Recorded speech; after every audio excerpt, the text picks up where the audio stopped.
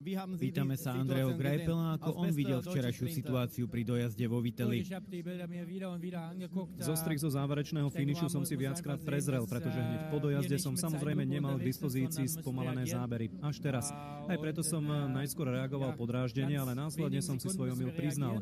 V takýchto napätých situáciách pri posledných metroch v špurte sa rozhodujeme počas jednej sekundy. Cavendish bol zavesený na kolese Demara, ale tam bol už Peter Sagan. Nebol tam jednoducho priestor pre dvoch cyklistov. Navyše všetci máme brzdy na bicykloch a občas by ich jazdci mali aj použiť, ako teraz v podaní Cavendisha. Ako hodnotíte rozhodnutie komisárov UCI a vylúčenie Petra Sagana z Tour de France? V každom prípade si myslím, že komisári to tento raz prepískli s výškou trestu. Rozhodnutie je veľmi prísne. Myslím si, že Peter sa v tom rozhodujúcom momente snažil udržať na bicykli. Priestor, ktorý atakoval Cavendish, bol príliš malý. Tam nemal čo robiť. V každom prípade ešte raz zdôrazňujem, že z môjho pohľadu som si na 100% istý, že v podaní Petra Sagana v žiadnom prípade nešlo o úmysel.